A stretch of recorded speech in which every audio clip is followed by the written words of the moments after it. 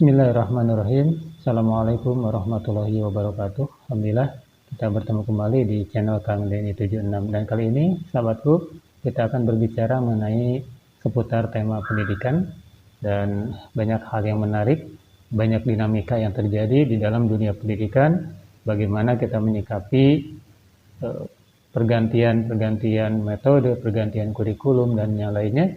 Belum lagi sekarang modanya di dalam pembelajaran itu yaitu dengan secara daring. Ya tentu ini para ahli itu banyak menyikapinya bagaimana untuk memberikan pendidikan yang terbaik bagi anak didik itu. Dan sekarang kita akan berbicara mengenai seputar tema pendidikan. Kita ketahui kurikulum itu berganti-ganti. Yang terkini adalah kurikulum 2013 dan kurikulum prototipe. Metode pengajaran pun sering berganti. Dicoba yang ini, dicoba yang itu, dan semuanya mayoritas diambil dan dicontoh dari pemikiran barat. Dan kalau saya kaji, ini menurut opini saya, semuanya tentu bernuansa sekularisme. Sekularisme itu dalam bahasa sederhananya, fasludin anil hayah, memisahkan agama dari kehidupan, memisahkan nilai-nilai islami dari semua kandungan materi pendidikan. Kalaupun ada, tidak menyentuh nilai yang hakiki. Dalam konsep merdeka belajar yang sekarang digembor-gemborkan, memang orientasi pengajaran adalah peserta didik. Namun, seperti konsep-konsep sebelumnya, sepertinya akan menghasilkan kondisi yang sama. Kognisi tak berdampak ke afeksi, atau kognisi tak berdampak ke psikomotor. Dan kita banyak mencoba mempraktikkan konsep pembelajaran dari barat. Dan hasilnya tetap jauh dari nilai-nilai hakiki. Kenapa tidak dicoba pengajaran yang berbasis Islam? Pengajaran yang mengokohkan akidah, akhlak, juga sakofa Islam. Pengajaran yang langsung dicontoh dari pemimpin umat ini, baginda Nabi SAW. Pengajaran yang sudah terbukti melahirkan para cendekia yang tidak hanya pandai dalam disiplin ilmu keduniaan, namun ilmu itu berefek kepada makin kokohnya akidah dan keimanan kepada Allah Subhanahu wa Ta'ala. Ya, kondisi yang jauh berbeda dengan kondisi sekarang. Ketika Islam dijauhkan dari segala konsep dan praktek kehidupan, bisa saja kognisi terasah, namun akhlak jauh dari benar. Bisa saja skill mantap, namun perilaku rusak.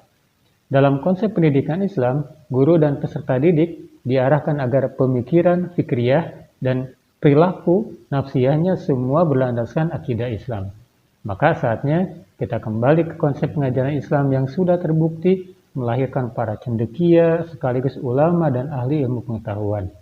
Pertanyaannya adalah, lantas bagaimana dan apa saja metode yang digunakan Rasulullah untuk mendidik para sahabatnya?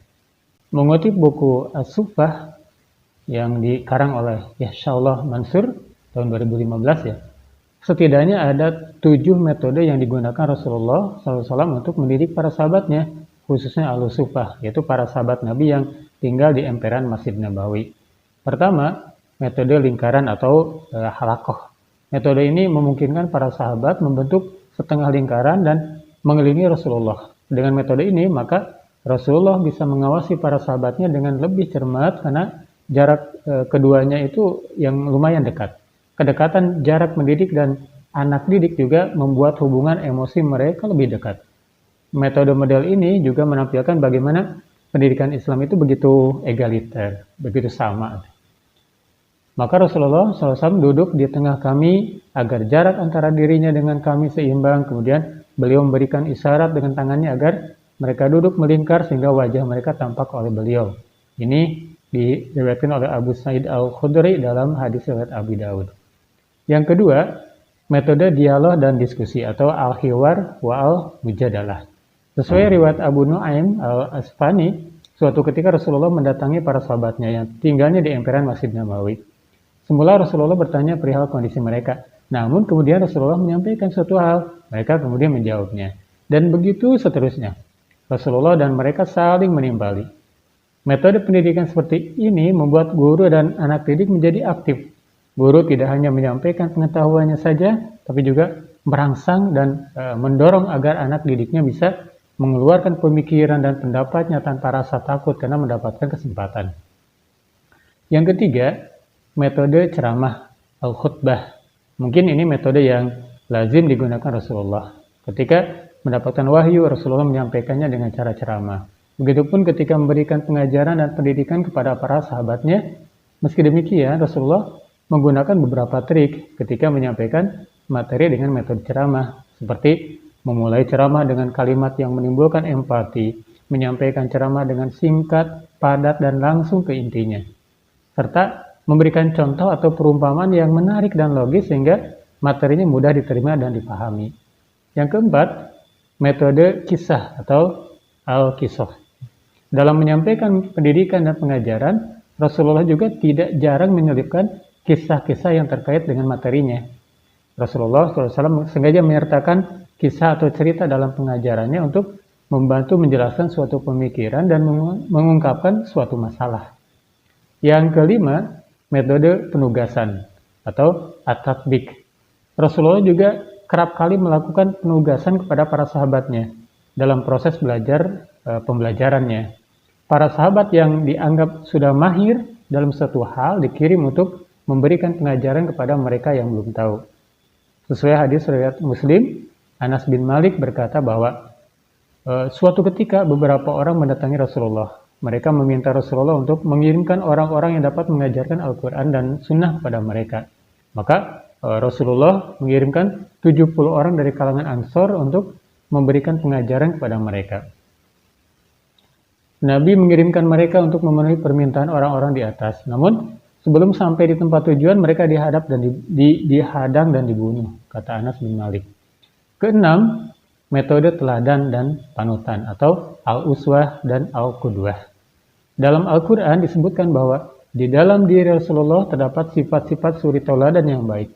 Rasulullah pasti menerapkan apa yang disampaikannya dalam melaku sehari-hari. Ketika Rasulullah memerintahkan kepada sahabatnya untuk melakukan suatu hal, maka sudah barang tentu beliau juga melakukannya.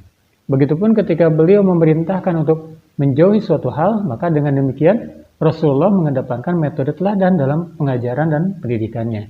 Karena bagaimanapun, metode teladan merupakan metode yang paling efektif dan baik dalam proses pembelajaran.